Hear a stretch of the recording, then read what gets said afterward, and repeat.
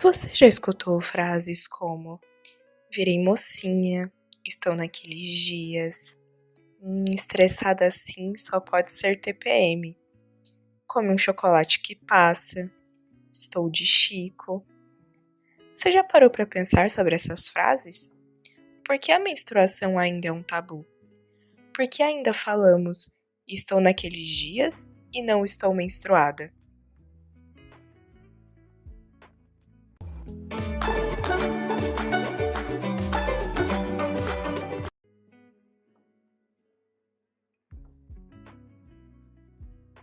Bom, meu interesse pelo tema da menstruação surgiu no início dos anos 2000, quando durante o meu mestrado eu fiz uma pesquisa que teve como objeto a revista Capricho. Então, a revista Capricho, tão conhecida ainda atualmente, ela existe desde 1952, e descobri isso também durante a minha pesquisa de mestrado.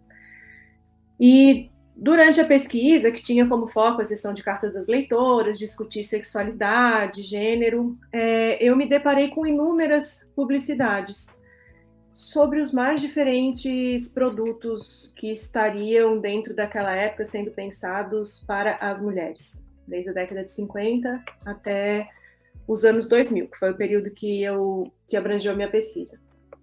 E me chamou muito a atenção a publicidade dos absorventes. Desde a década de 50 até o início dos anos 2000, eles eram anúncios que, quando eram a cores, o sangue era representado pela cor azul. Então, isso já chama atenção.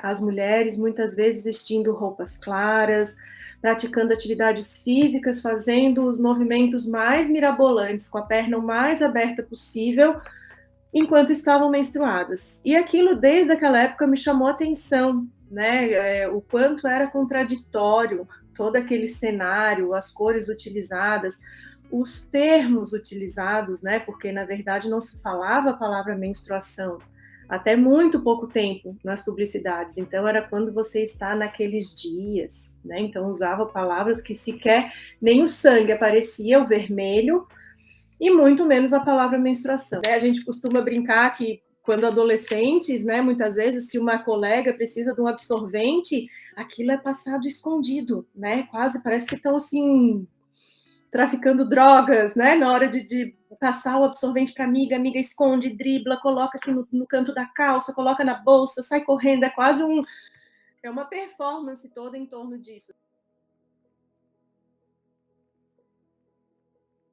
Infelizmente, a maior parte do que a gente ouve sobre menstruação é sempre algo mais negativo. Então, quando a gente fala sobre menstruar, é tipo, que droga, vou ficar menstruada, né? E aqui eu não quero romantizar a menstruação, dizendo que a gente tem que amar a menstruação. Não, cada pessoa vai ter a sua própria experiência, né? Mas o que eu sempre busco problematizar e trazer para a atenção é, será que se a gente tivesse tido lá no início da nossa menstruação informações que a gente pudesse dizer, bem, eu sou agente dessa mudança no meu corpo, então eu tenho aqui as informações para eu poder navegar onde é melhor para mim, que tipo de produto menstrual eu sei aonde ir, se eu tivesse desafio, porque eu não, enfim, estou sentindo uma dor assim, eu sei aonde eu vou procurar essa ajuda. Será que se eu tivesse essa autonomia de escolha, isso fosse tratado como uma maneira, né, normal, incluída no meu discurso, no meu dia a dia, não no silêncio, na vergonha, será que eu teria experimentado a menstruação de uma maneira negativa, como todos os meses eu venho experimentando ao longo, né, da minha vida?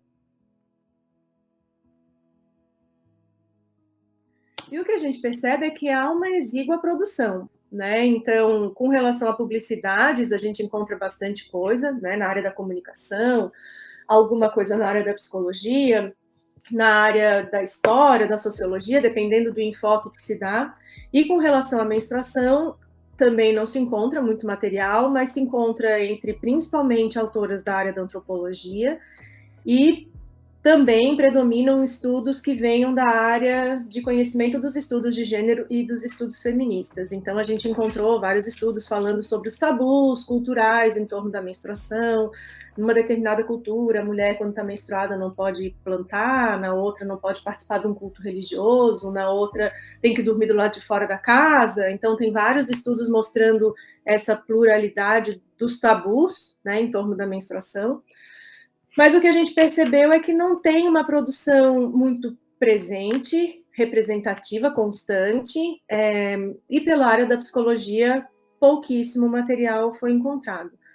Então, desde aquele momento, né, desde o momento em que a gente parou para pensar essa questão da publicidade de absorventes e mais especificamente da menstruação, pelo olhar da psicologia, né, dialogando com outras áreas das ciências humanas, a gente se deu conta quanto é uma temática que ainda precisa ser muito discutida, ser muito explorada.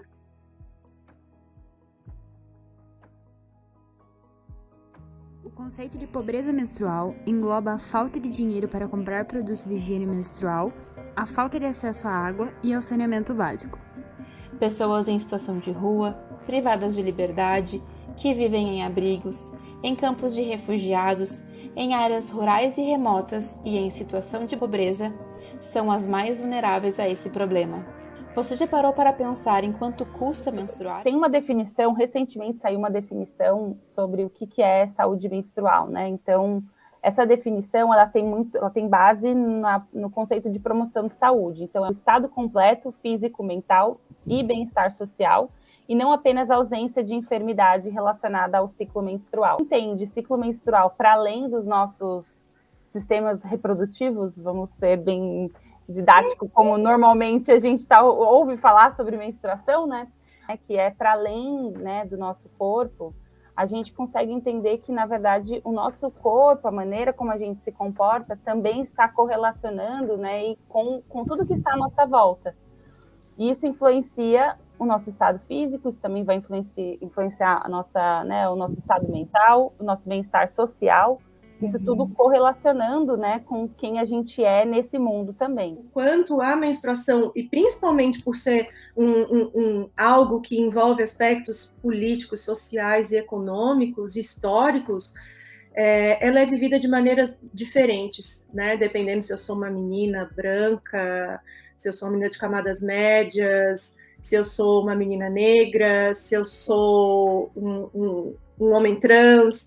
Então, a gente precisa pensar em algumas questões do quanto a vivência da menstruação não é uma só, ela tem um recorte, principalmente de classe, muito grande. Então, quando a gente se depara, tem vários documentários circulando atualmente pelas redes sociais, quando a gente se depara, por exemplo, com histórias de meninas que deixam de estudar ou que perdem o ano escolar porque não têm acesso a absorvente, aí a gente para e pensa, como assim, sabe?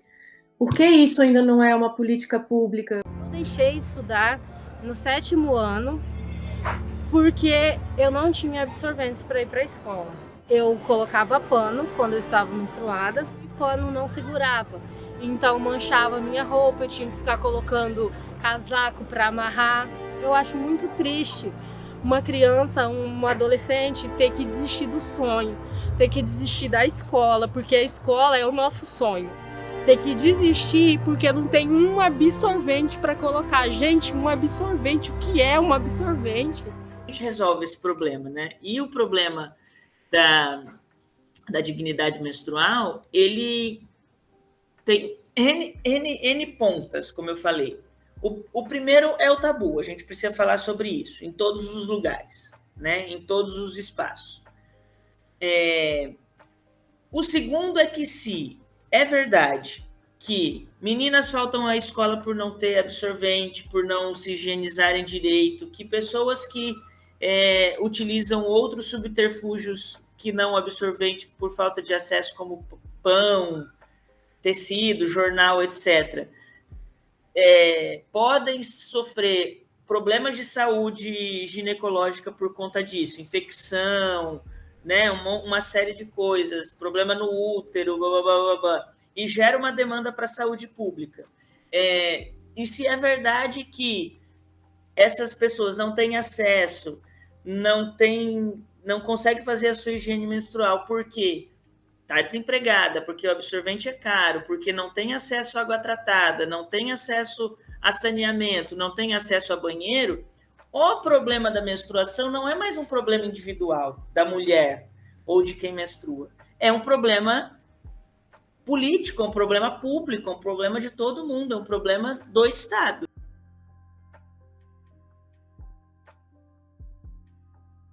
população está empobrecendo de novo, a fome está voltando para o nosso país, né? Então, entre comprar um pacote de bolacha para minha filha que está desmaiando para ir para a escola e comprar um pacote de absorvente, eu vou alimentar essa minha filha. Retrato da desigualdade social do país, né? E que, por ser um tema que envolve majoritariamente corpos femininos, ou lidos como, é mais um dos problemas dessas pessoas, dessa parcela da população, que é tido como um problema menor, assim, né? Então, é reflexo da desigualdade social e também da desigualdade de gênero, e por isso tão difícil da gente solucionar na raiz o problema, né? Acho que é um pouco isso, assim.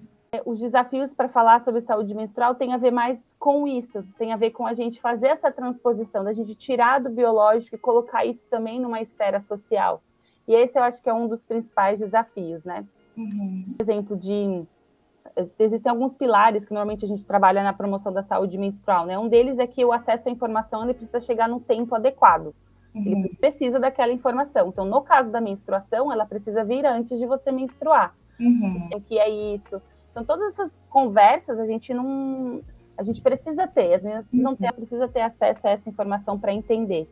E outros desafios em relação à menstruação, né? Onde procurar ajuda, no caso da menopausa, também entender quais são as questões envolvidas em relação a isso e onde procurar essas questões, se eu estou com alguma dúvida. Então, essa informação tem que estar disponível. É importante também você ter acesso aos produtos menstruais, aos produtos ou à tecnologia, seja ela o que for necessário para você. A estrutura também ser adequada, com saneamento básico, água acessível para você poder fazer a higienização, né, dos produtos que você está usando, ou mesmo para você poder, né, enfim, ter a dignidade e segurança de poder, enfim, se limpar, né, enfim.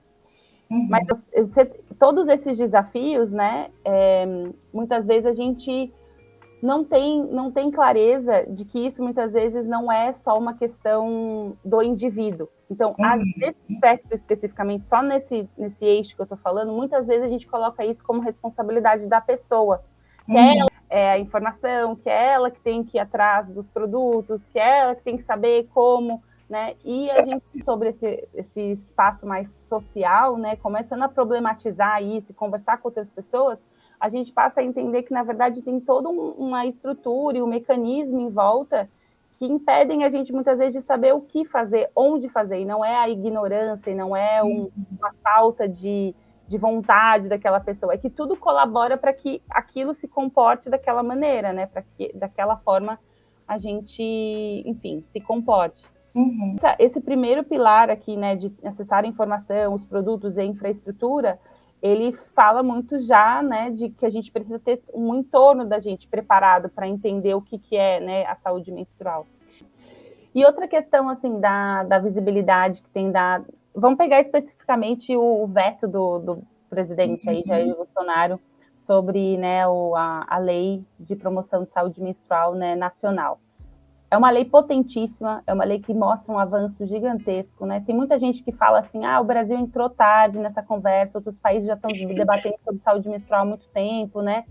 Mas a gente está falando de um país com uma dimensão continental, a gente está falando sobre um país que, uma vez que promove uma lei a nível nacional, ele tem uma capilaridade, um alcance, né, muito grande, né? A lei previa, por exemplo, que a lei da Marília Reis, eu não me lembro exatamente o número dessa lei para poder falar aqui, mas eu posso pesquisar depois para vocês e falar. Mas essa lei especificamente, ela estava prevista para doar absorventes, né, e produtos menstruais para pessoas em vulnerabilidade, seja nas situações de rua, seja no cárcere e também em escolas, né? Isso fazia com que essas meninas tivessem acesso, essas pessoas, né, tivessem acesso ao produto menstrual em torno de 6 milhões. E uma coisa importante, quando há esse veto, né, quando, né, o entendimento é de que o SUS não oferece produtos menstruais, não oferece em sua lista de produtos essenciais, né, citando que o absorvente, né, é um desses produtos em essencial, então a gente não vai incluí-lo porque ele não está previsto ali no SUS. quando a gente também olha, né, pela lei dos presídios, que não existe recurso direcionado para produtos menstruais e que, por isso, é fora da lei se a gente incluir os produtos menstruais, que ele não está previsto pela lei, a gente realmente está falando que a saúde menstrual ainda é incompleta. Em agosto de 2021, foi aprovado pela Câmara dos Deputados o projeto de lei número 4.968/19, de autoria da deputada Marília Reis, que prevê o Programa de Proteção e Promoção de Saúde Menstrual, que tem como objetivo combater a pobreza menstrual, ou seja, a falta de acesso a produtos de higiene e a outros itens necessários ao período da menstruação. O projeto prevê uma atuação integrada entre todos os entes federados, em especial nas áreas de saúde, assistência social, educação e segurança pública. No mês de outubro de 2021, o presidente Jair Bolsonaro sancionou o projeto, porém, vetou o artigo 1º, que previa a distribuição gratuita de absorventes higiênicos, e o artigo 3º, que estabelecia a lista de beneficiários. No dia 10 de março de 2022, o Congresso Nacional derrubou o veto do presidente, incorporando os trechos vetados à lei. Em Florianópolis, através do projeto de lei da vereadora Carla Aires, que propõe a criação do Programa Municipal de Erradicação da Pobreza Menstrual no município de Florianópolis, o tema da dignidade menstrual passou a ser discutido. Em setembro de 2021, a Prefeitura de Florianópolis anunciou a distribuição de absorventes para todas as meninas da rede de ensino que estão em idade menstrual. A gente vai votar a LOA, que é a Lei Orçamentária Anual, que é a descrição, o detalhamento de com que vai ser gasto o recurso do município para o ano que vem. E veio agora especificado ali R$1 milhão para um programa de dignidade menstrual. Então, é positivo. As que menstruam possam viver de forma digna, que não sejam excluídas de espaços educacionais, de espaços de trabalho, em função de serem pessoas que menstruam. Então, eu acho que é muito importante a gente pensar essa questão, assim, quem menstrua, né? Quem são essas pessoas que menstruam e que não têm acesso minimamente a absorventes e às questões relacionadas à higiene também, né?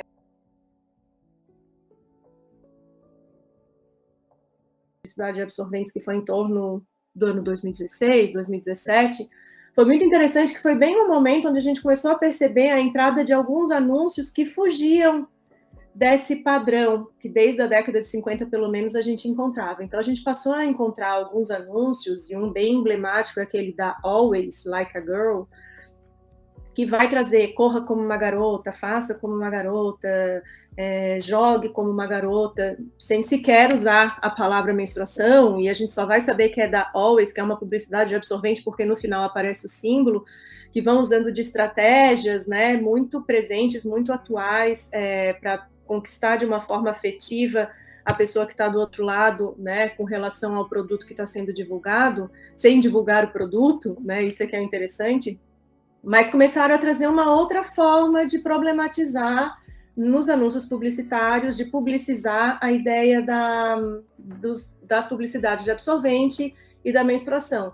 Assim como a gente encontrou alguns outros que já traziam algo mais específico, falavam a palavra menstruação. Por que ainda existe tanto estigma sobre a menstruação?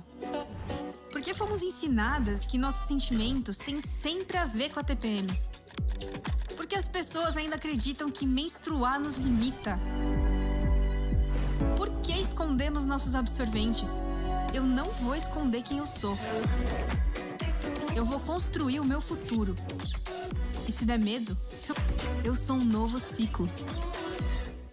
Que uma marca, quando muda muitas vezes o tom, né, e passa a trazer um discurso que se aproxime de pautas, de agendas feministas, não necessariamente quer dizer que ela agora tenha virado uma marca militante, feminista, mas muitas vezes o que quer dizer, né, que o que está ali em jogo É uma questão mercadológica, né? Então, se encontra um novo nicho de mercado, sabe-se que tem mulheres que estão trabalhando, pensando sob uma outra perspectiva, percebe-se que ali há um espaço vago de mercado, e aí passa-se a buscar essas mulheres como consumidoras, né? E aí passa-se a trazer nas suas publicidades, discursos, pessoas que antes não estavam presentes em anúncios, que fogem dos determinados padrões de beleza, e assuntos que vêm abordar questões que até então estavam adormecidas para a publicidade. Então, longe de ser uma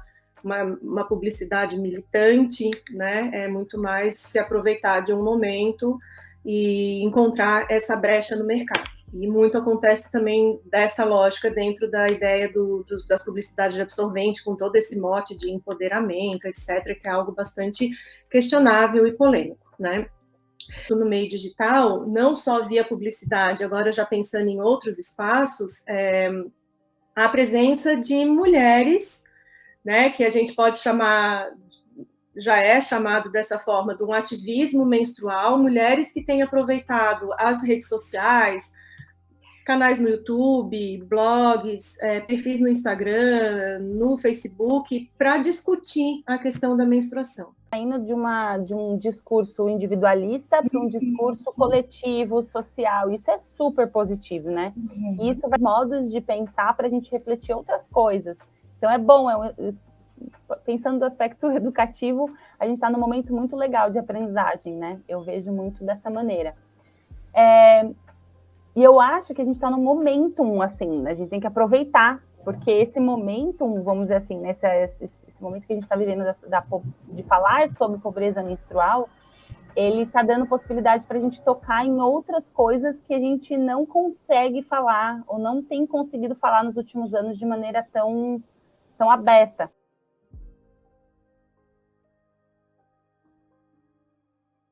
De pensar tudo que vai em torno, né, do que se pensa acerca dos corpos que menstruam, dos corpos de mulheres, dessa medicalização, dessa patologização, desse controle, né, e ao mesmo tempo uma negligência enorme, gigantesca, com relação a uma questão que é tão importante e tão presente. Então, eu entendo muito que a psicologia, pensando agora meio acadêmico, né, que é da onde eu estou, né, como uma professora num curso de psicologia numa universidade, poder problematizar e enxergar o quanto essa é uma temática que vai perpassar diferentes áreas da psicologia.